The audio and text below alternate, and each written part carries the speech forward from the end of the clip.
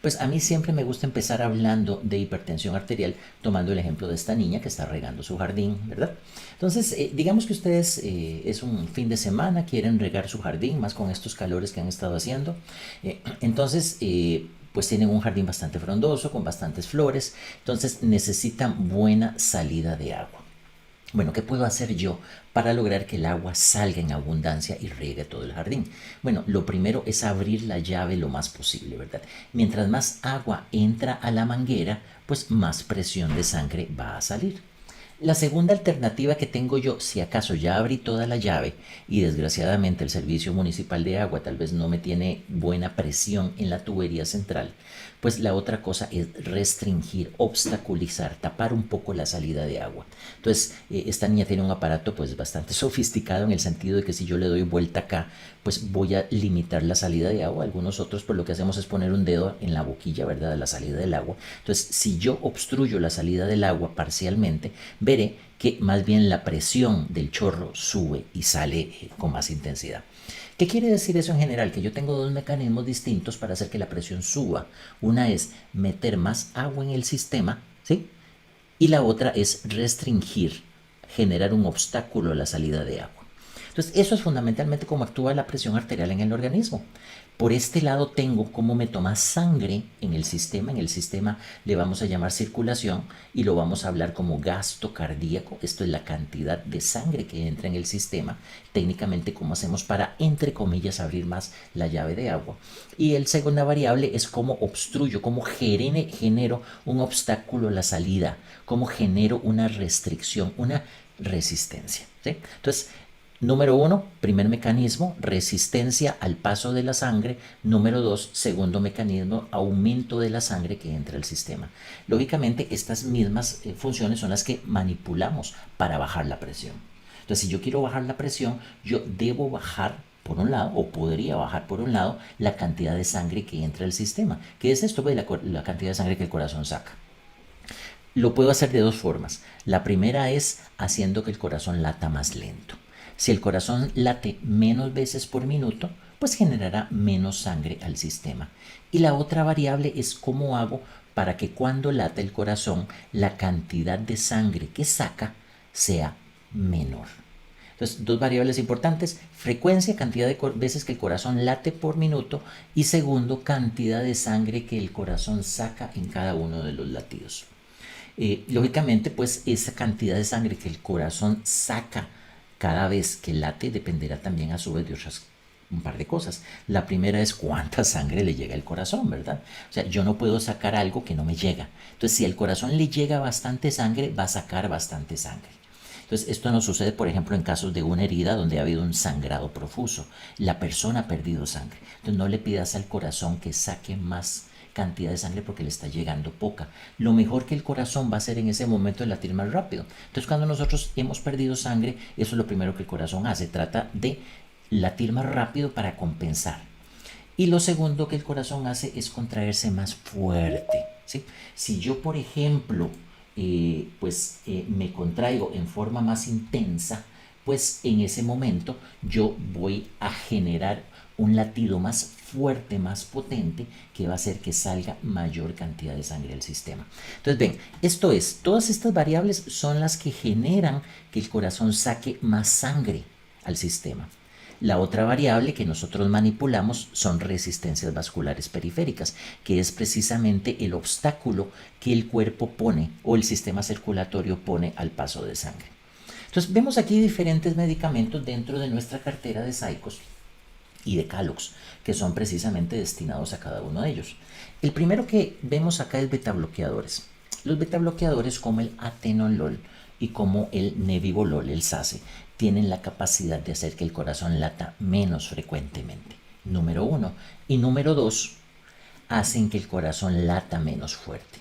Entonces disminuyen lo que llamamos contractibilidad, disminuyen frecuencia cardíaca y de tal manera disminuyen gasto cardíaco, que es la cantidad de sangre que entra al sistema. Tenemos hidroclorotiazida, ¿verdad? Hablamos de la hidroclorotiazida. ¿Qué hace la hidroclorotiazida? Fundamentalmente nos pone a orinar. Entonces es como un mini sangrado, si le podemos llamar de alguna forma.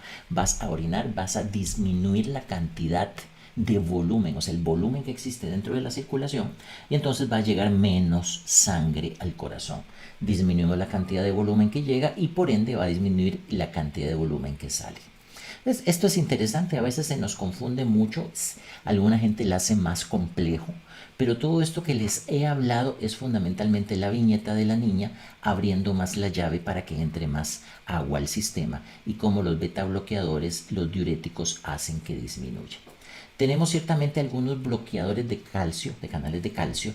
El calcio en la contracción del músculo es fundamental. ¿Sí? Entonces, mientras más calcio logremos liberar, mejor fuerza va a ocurrir en la contracción.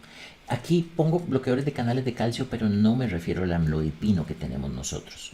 ¿Por qué? Porque el amlodipino es muy selectivo para los músculos de las arterias, no para el músculo del corazón. Entonces, es un bloqueador de canal de calcio selectivo que no va a actuar acá. Existen muchos otros que uno puede utilizar en emergencias, por ejemplo, pero no lo tenemos acá y no vamos a tratarlos en este caso. Bien, ahora vámonos al otro lado, lo que son resistencias vasculares periféricas. Los diuréticos en mayor o menor grado pueden hacer algo a ese nivel. Sin embargo, no es la función primordial de ellos. Hay gente que se ha descrito que algunos efectos secundarios de los diuréticos pueden generar una relajación parcial de las arteriolas en la circulación. Pero para nosotros los medicamentos más importantes van a ser los bloqueadores de canales de calcio, que son en este caso el amlodipino para nosotros, los antagonistas de receptores de angiotensina, que son el losartán, el valsartán, el olmesartán, todos estos sartanes. Aquí pongo los IECA. Recordemos que los IECA son los primos viejos mayores de los ARA2. Actúan muy parecido, no exactamente igual, actúan muy parecido, pero por la forma en que actúan, número uno, tienen más efectos secundarios. Se calcula que de cada 10 personas que toman un inhibidor de la enzima convertidora de angiotensina, un IECA, pues 2 van a tener tos y efectos secundarios adicionales. A medida que los ARA2 salieron como sustitutos de los IECAS, los ARA2 tienen un mejor perfil de seguridad, han generado muchísima experiencia y son hoy por día pues la elección en primera instancia. Pero en muchos lugares vamos a encontrar que hay gente que usa IECA y está bien. Realmente los ARA2 no han demostrado ser mejores que los IECA desde un punto de vista práctico. Entonces, por situaciones de costo, de acceso, en muchos lugares todavía se venden los IECAs. Tenemos otros que no vamos a tocar, pues no lo tenemos en la cartera de Calox, que son los agonistas centrales, los bloqueadores alfa, los vasodilatadores directos. Hablemos un poquito de los bloqueadores beta con efecto adrenérgico intrínseco. ¿Qué es ese término? Vamos a ver cómo se come. Bueno, ahí tenemos, ¿verdad? Esa es la diferencia, dónde actúan cada uno de los medicamentos que tenemos en la cartera. El atenolol y el SACE disminuyen contractibilidad. La hidroclorotiazida disminuye la precarga, que es la cantidad de sangre que llega al sistema al hacer que se orine y más y haya menos volumen. El atenolol, aquí me disculpa, me faltó una L, y el SACE disminuye la frecuencia cardíaca. Pero vean qué interesante. En resistencias vasculares periféricas solo pongo el SACE, no pongo el atenolol. Ok, aquí viene una historia interesante. Entonces todo esto se los cuento para que entiendan cuando uno como médico opta por un producto y no por otro. Resulta que hace muchos años habían 5 grandes grupos de medicamentos que yo como médico podía elegir para empezar el tratamiento de la presión arterial en un paciente hipertenso. Yo podía elegir los IECAS, inhibidores de la enzima convertidora de angiotensina, o los ARA2, que son los antagonistas de los receptores de angiotensina, ¿sí? Entonces esos siempre van a estar juntitos como primitos en un mismo grupo y siempre se van a considerar con un efecto similar para la mayoría de guías y cardiólogos. Okay, entonces tenemos esos dos. Tenemos los diuréticos, tenemos después los bloqueadores de canales de calcio, ¿sí? Y por último vamos a tener los beta bloqueadores. Ok, ¿qué pasa con los beta bloqueadores? Bueno, muy interesante.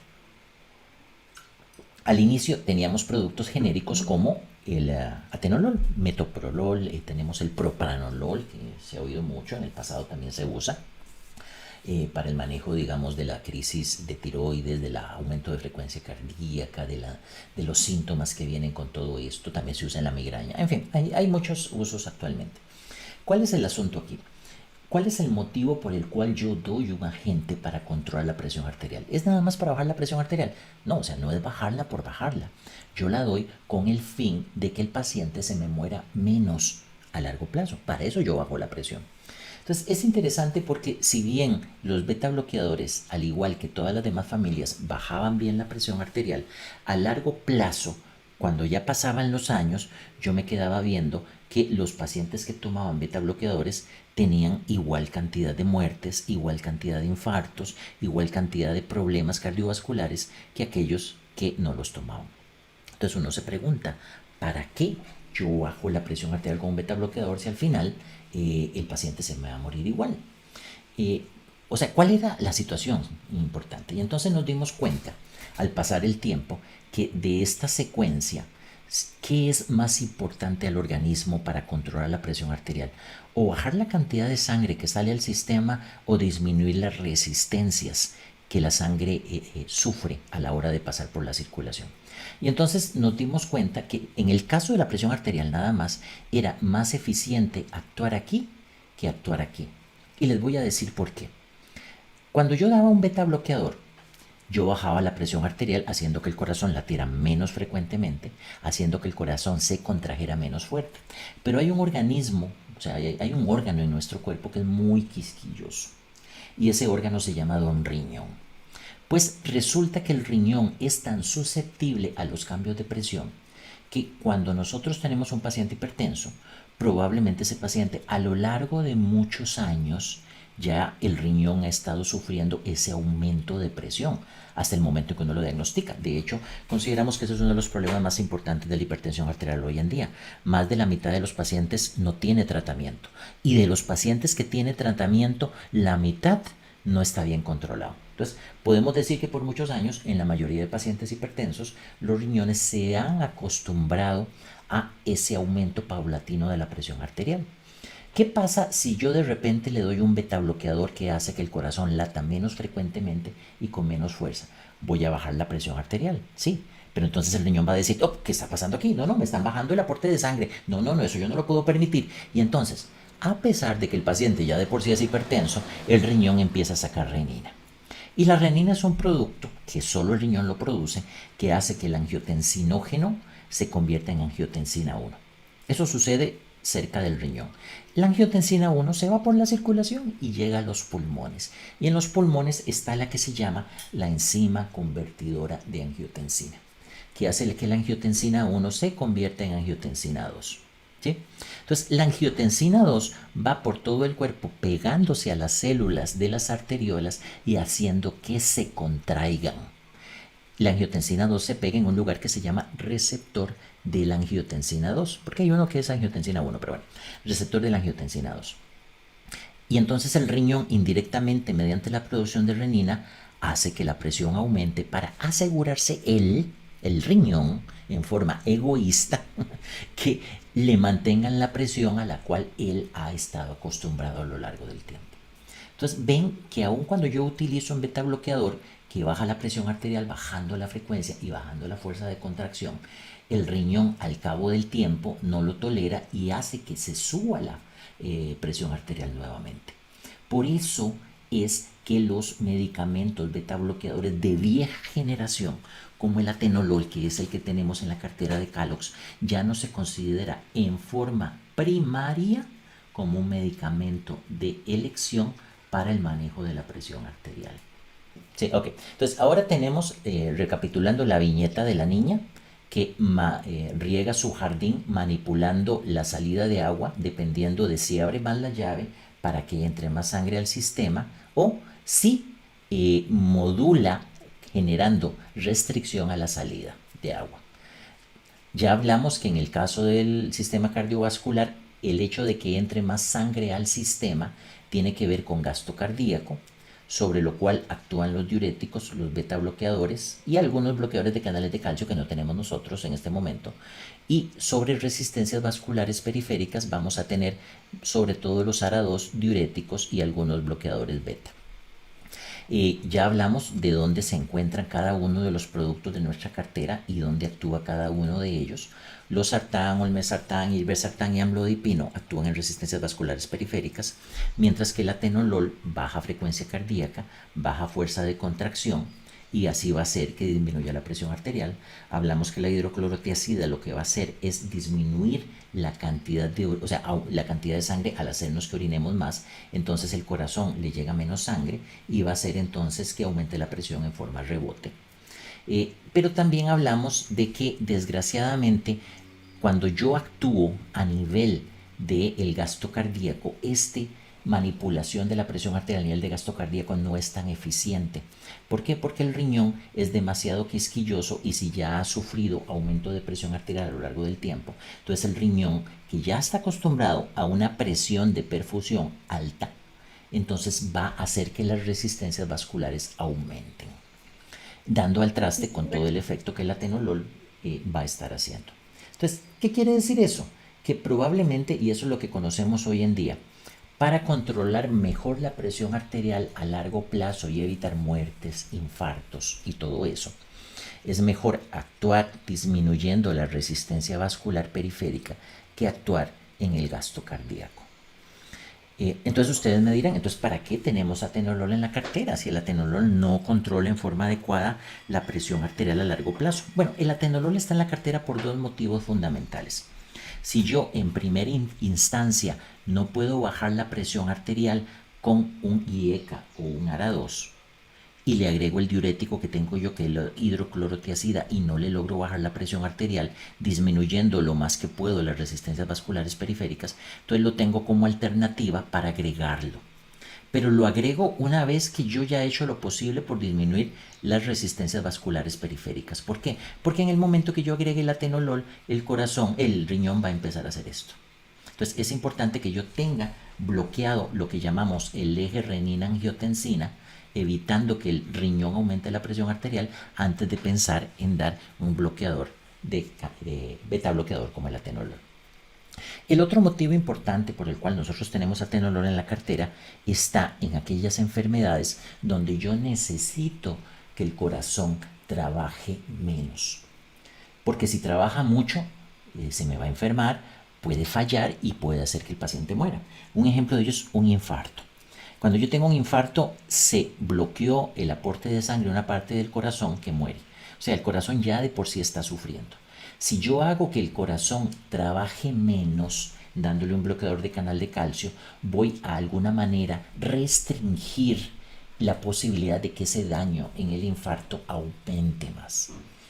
Otra situación interesante en la cual el atenolol me puede servir es en la insuficiencia cardíaca. ¿Por qué? Porque ya es un paciente que el corazón no le funciona bien. Si yo lo obligo a trabajar más, el corazón, tras de que ya no funciona bien, va a funcionar peor. Entonces, en pacientes con insuficiencia cardíaca, el beta bloqueador es uno de los 4 grandes grupos que yo siempre voy a pensar en utilizar en un paciente de este tipo. Por eso es que tenemos el atenolol. ¿Cuándo yo podría entonces pensar en un beta bloqueador en presión arterial? Bueno, ya lo dije, solo si no me ha respondido o al paciente con el tratamiento tradicional con el ARA2 o IECA o la hidroclorotiazida, o vean este caso particular, a menos que el beta bloqueador pueda disminuir resistencias vasculares periféricas también. Pues resulta que hoy en día existen beta bloqueadores de nueva generación, como es el SACE, el nebivolol, que son capaces de disminuir la resistencia vascular periférica. Esto ha sido como un cambio total en paradigma, en la forma de ver y hacer las cosas a las cuales nosotros no estábamos acostumbrados antes. Esto es relativamente nuevo. Ustedes saben que en medicina, cuando uno habla de algo nuevo, hablo de 5 o 10 años, ¿verdad?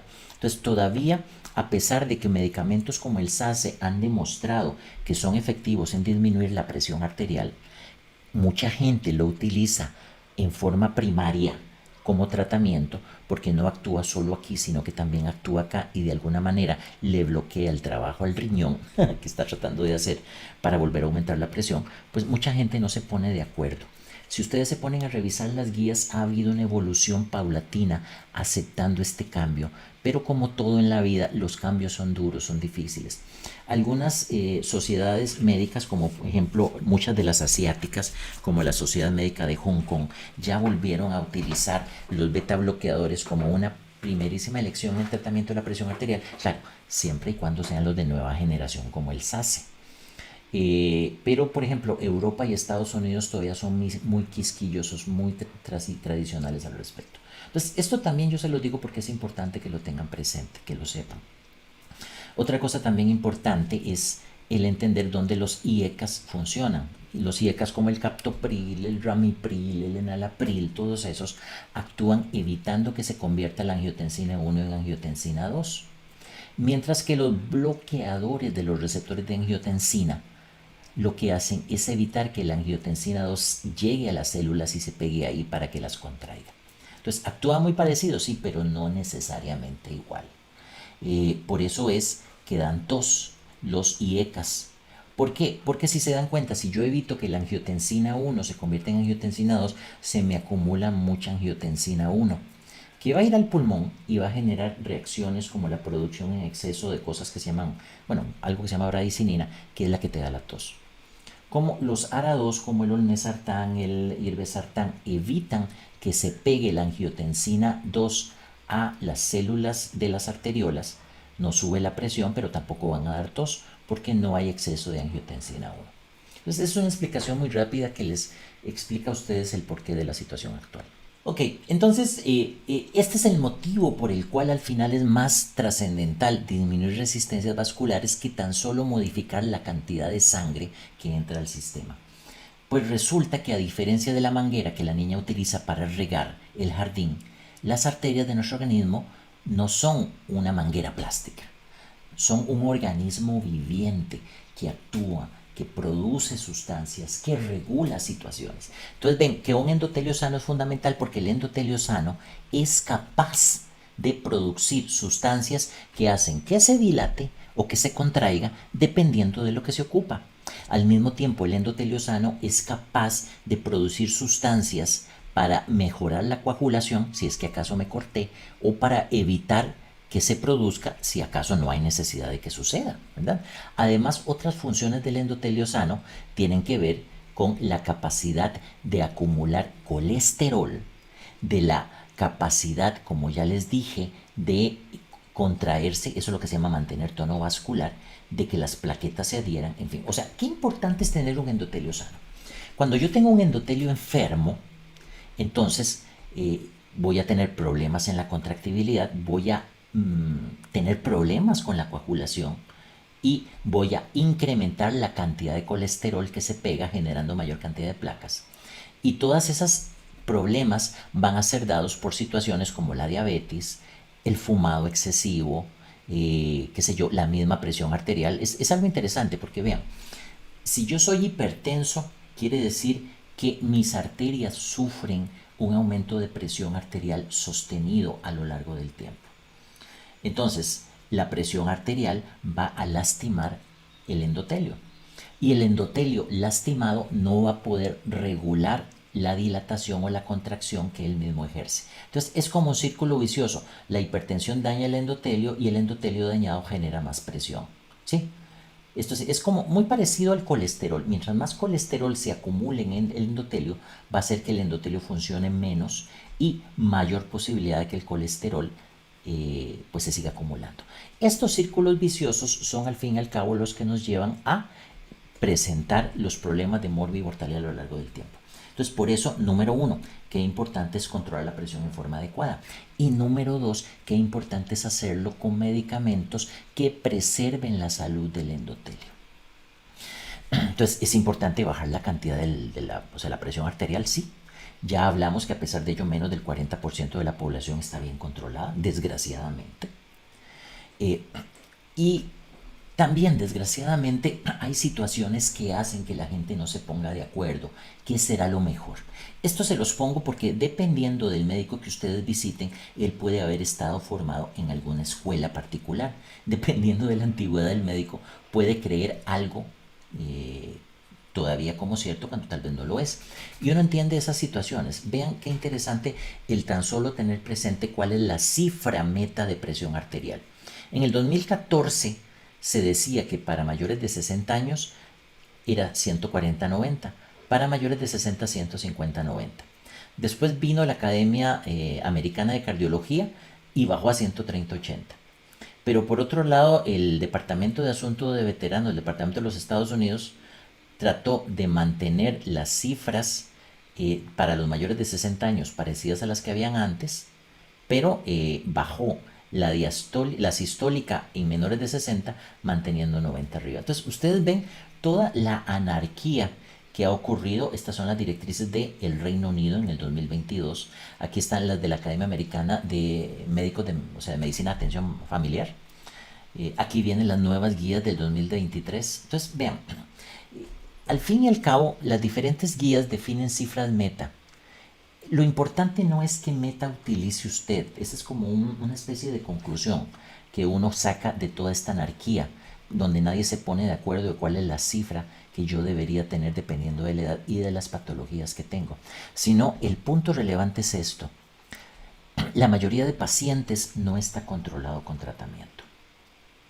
De hecho, nos hemos dado cuenta que si acaso de cada 10 pacientes hipertensos, solo 2 se van a controlar con monoterapia. ¿Qué quiere decir esto? Con un único medicamento, mientras que la mayoría va a requerir combinaciones. Estas, por ejemplo, las guías viejas del 2018 europeas, donde ellos estipulaban que lo mejor era empezar con 2 medicamentos desde el inicio, a menos que el paciente tuviera hipertensión arterial leve, o fuera de riesgo bajo, o fuera frágil o anciano. En cualquiera de estas situaciones yo podía empezar solo con olmesartán, solo con irbesartán, solo con hidroclorotiazida. Pero para el resto de pacientes era mejor considerar una asociación, por ejemplo, un olmesartán con hidroclorotiazida, un irbesartán con amlodipino desde el inicio. Así ellos lo estipulaban. Y ellos dejaban a los beta bloqueadores, como lo ven, considerarlos solo si el paciente tenía hipertensión y tenía insuficiencia cardíaca, tenía infarto reciente, fibrilación, joven embarazada o que planeaban gestar. Es interesante porque esto pasó en el 2018. Entonces, ¿se dan cuenta lo complejo que ha sido esto? Yo obviamente llego donde ustedes, yo veo la cartera que ustedes tienen y entonces me doy cuenta que ustedes tienen productos de diferentes antigüedades. Tenemos el losartán, valsartán, irbesartán y olmesartán. Como el losartán salió primero, fue de los innovadores que hicieron camino, se hicieron muchos estudios clínicos y tiene mucha información sobre utilidad, por ejemplo, en reducción de derrame cerebral, en pacientes con diabetes, pacientes con insuficiencia cardíaca, pero se dan cuenta que candidatos más recientes como el olmesartán solo tiene una aprobación para hipertensión. Entonces usted me dirá, ¿quiere decir que el olmesartán solo me va a funcionar en hipertensión, pero mejor no se lo doy a un paciente diabético? Bueno, fíjense que no es que no sirva. Se supone que todos son una familia y como primos que son van a actuar muy parecido. Entonces eso es lo que el olmesartán dice. O sea, ya mis primos demostraron que son buenos en los pacientes con diabetes. Yo no necesito demostrar eso. Yo lo que necesito demostrar es que el olmesartán es el producto más potente en bajar la presión arterial. Bueno, algunos médicos eso los convence, otros no. Otros prefieren ver data clínica. Ok, no, o sea, a mí no me venga con esa historia, yo quiero los estudios. O otro va a decir, no, para mí lo importante es qué tan fuerte baja la presión arterial. De hecho, ustedes se dan cuenta en este gráfico que de todos los ARA2 que tenemos en el mercado, los que más intensamente disminuyen o controlan la presión arterial son primero el olmesartán, ¿lo ven? Y después el irbesartán. Qué interesante, ¿verdad? ¿Y cuáles son los peores de los que tenemos nosotros que controlan la presión arterial? Los que menos controlan son el valsartán y el losartán. ¿Lo ven acá? Es menos potente losartán y valsartán, pero tiene mayor data clínica. O sea, yo lo que quiero que vean aquí es que a alguna gente le va a importar la experiencia y la data clínica, mientras que a otra gente le va a importar la potencia y la efectividad. Claro, si el paciente tiene una presión arterial moderada, yo le puedo dar losartán y valsartán y se me va a controlar bien. Será por eso que Exforge vende tanto. Yo pienso que debe ser la razón. Aunque si fuera yo les digo, yo personalmente soy hipertenso y yo he utilizado irbesartán por muchísimo tiempo. Me ha ido muy bien, excelente, de maravilla. Entonces, yo lo que quiero decirles con esto es que lo importante no es tanto la información que yo les doy a ustedes, sino qué es lo que el médico considera relevante para él. Usted tiene losartán, usted tiene valsartán, tiene irbesartán o el mesartán, lo que sea, no importa. Lo importante es qué es lo que el médico considera de relevancia para él según sus creencias. Obviamente es importante que ustedes sepan un poquitito más del trasfondo, lo que hay detrás de bambalinas. Entonces, esto es importante. Entonces, ahí ven, si bien la mayoría de antagonistas de receptores de angiotensina comparten una estructura molecular común que se traduce en el efecto de clase, cada medicamento tiene una estructura química diferente asociada con beneficios adicionales. Los sartán, candesartán y valsartán exhiben fuertes efectos protectores cardiovasculares en pacientes con insuficiencia cardíaca con fracción de eyección reducida. Ok, entonces quiere decir que el mesartán no sirve. No, el mesartán no lo ha demostrado. La gente que desarrolló el mesartán sentía que no era necesario hilar tan fino en ese hecho. Y claro, en este momento que el mesartán ya hay genérico, nosotros ofrecemos un excelente genérico, ya nadie va a pagar por esos estudios. Entonces mucha gente todavía dice, bueno, si el paciente tiene insuficiencia cardíaca, yo mejor le doy losartán o mejor le doy valsartán. Ok, se respeta. Por ejemplo, valsartán es el más beneficioso en pronóstico cardiovascular a largo plazo en pacientes con infarto de miocardio, porque es el que tiene los estudios clínicos. Pero el hecho de que yo no tenga un estudio clínico hecho, no quiere decir que no demuestre que sea yo también bueno. O sea, no sé si me entienden la controversia con la cual el cuerpo médico día a día se presenta. Por ejemplo, debido a sus efectos rinoprotectores, los sartán y versartán han sugerido ser la elección para el paciente diabético con problema renal, porque son los que tienen los estudios. Pero usted me dirá, pero entonces, ¿qué es más importante? Un paciente diabético que ya tiene daño renal.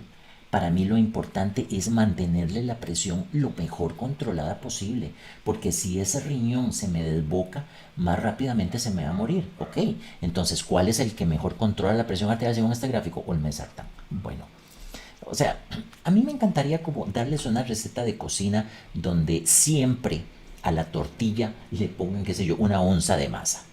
Desgraciadamente en la medicina la cosa no es tan exacta. ¿Por qué? Porque hay otra variable muy importante que es la diferencia entre pacientes. No es lo mismo que yo tome un medicamento que lo tome usted. A usted puede que le responda distinto por su misma textura, constitución, genética, etcétera. Entonces, por eso, en la práctica clínica, la prevalencia de la hipertensión simple sin complicaciones es mucho mayor que la hipertensión con complicaciones. Entonces, ¿qué pasa? No hay evidencia en la vida real, en la práctica clínica del día a día, en cuál es el medicamento más adecuado para los pacientes con hipertensión solita, sin insuficiencia cardíaca o infarto del miocardio. Entonces probablemente ese fue el motivo por el cual la gente que desarrolló el mesartán solo se preocupó por hipertensión. ¿Por qué? Porque yo tengo 10 pacientes hipertensos, sí, pero solo uno va a tener infarto, solo uno va a tener insuficiencia, solo 2 van a ser diabéticos. Entonces, ¿qué quiere decir? Que para el 60%, con solo el mesartán en hipertensión es más que suficiente para que se venda un montón. Y como es el que más potentemente baja la presión, pues con eso me voy a ganar un montón de plata. O sea, suena feo, yo sé que suena feo, chicos, sí, yo sé. Pero la realidad en la vida real, valga la redundancia, es esta. Para el paciente común y silvestre hipertenso que no tiene una complicación, cualquier ARA2 puede ser bueno. Entonces, para mí lo importante es brindarle la opción al médico, yo como Calox, de que tengo alternativas dependiendo de lo que él considere que es bueno. Y los ARA2 desarrollados recientemente como el mesartán tienen fuertes efectos reductores de la presión arterial. Sí, se usa mucho en la práctica clínica por esto. Sin embargo, es cierto, la evidencia de su efectividad para mejorar el pronóstico cardiovascular es escasa. No, no es que no la tenga, es que no hay mucha en este momento. Entonces, insisto, volvemos al punto de partida. Hay gente que se va a inclinar por la mayor experiencia, mientras que hay gente que se va a inclinar por la mayor efectividad. Una única talla no le queda a todos. Entonces, yo creo que ustedes que llevan la cartera cardiovascular, todo este montón de productos que tenemos acá, es importante que lo sepan, ¿verdad? Ok.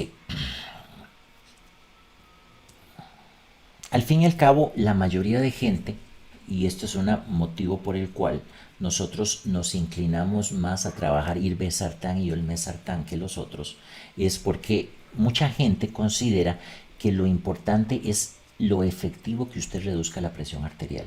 Si usted controla la presión arterial, efectivamente a lo largo del tiempo va a disminuir los accidentes cerebrovasculares, los infartos, etcétera. Aquí tenemos algunos estudios muy interesantes. Olmesartán contra candesartán. Nosotros no tenemos candesartán y por dicha no lo tenemos. Porque vean la comparación, lo efectivo que es el olmesartán en disminuir presión arterial comparado con candesartán. Haciendo un conteo, es interesante. Estas son poblaciones en Japón, estas son poblaciones europeas. Los japoneses tienen sus propias normas. Bien, ya recordemos el slide anterior donde se vieron muchas normas, ¿verdad? Pues, según las normas japonesas, hasta el 40% de los pacientes con olmesartán se controla la presión, solo un 27% con candesartán. Según las guías europeas, 26% olmesartán, 15% candesartán. Lo importante no es la guía, lo importante no es el porcentaje, lo importante es la comparación, que siempre va a ser similar. Entonces, yo en este momento no entiendo cómo hay gente utilizando candesartán cuando yo tengo una opción como el mesartán. Aquí tenemos cómo la adición de medicamento mejora el resultados. En este caso lo tenemos combinándolo con amlodipino y en este otro caso lo tenemos combinándolo con hidroclorotiazida. Entonces vean qué interesante. Pacientes que toman placebo, el 65% no se controla. Y vean cómo se van controlando. 48% no se controla con hidroclorotiazida 12.5, 37% no se controla con 25, con el mesartán muy parecido. Yo, en lo personal, si ustedes se dan cuenta, nosotros en Calox no tenemos hidroclorotiazida en monoterapia. Yo soy diabético, estoy bien controlado, pero yo no utilizaría hidroclorotiazida en primera instancia. ¿Por qué? Y les voy a explicar. El problema de la hidroclorotiazida es que actúa en los riñones. Si usted ya tiene un riñón enfermo, o tiene el potencial de que el riñón se enferme, como por ejemplo en un diabético. O sea, yo no quiero darle un medicamento que va a trabajar en el riñón. O sea, tras de que el riñón esté enfermo, vas a obligarlo a trabajar más con un medicamento como la hidroclorotiazida. Entonces, en pacientes con problemas metabólicos, es mejor pensar en una combinación con amlodipino que con una combinación con hidroclorotiazida. Claro, esta es una guía de trabajo.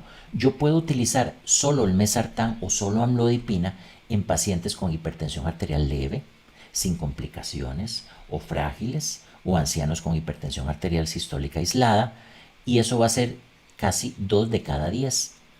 Entonces, en el resto de pacientes yo voy a ocupar una combinación. Si el paciente es relativamente joven, no tiene factores de riesgo, no es diabético, no tiene enfermedad renal, yo perfectamente puedo darle olmesartán con hidroclorotiazida. Y aquí hay otros 20% de la población. Se calcula que el 60% de la población madurita, como yo, que tenemos dislipidemia, que ya tenemos diabetes mellitus, que ya tenemos cardiopatía, es mejor pensar en amlodipina que en hidroclorotiazida.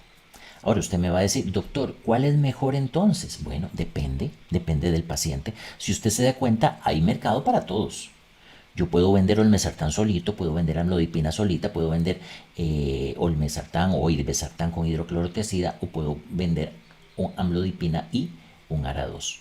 Todo depende de lo que el paciente requiera. Entonces, eso es importante que usted lo tenga presente, ¿verdad?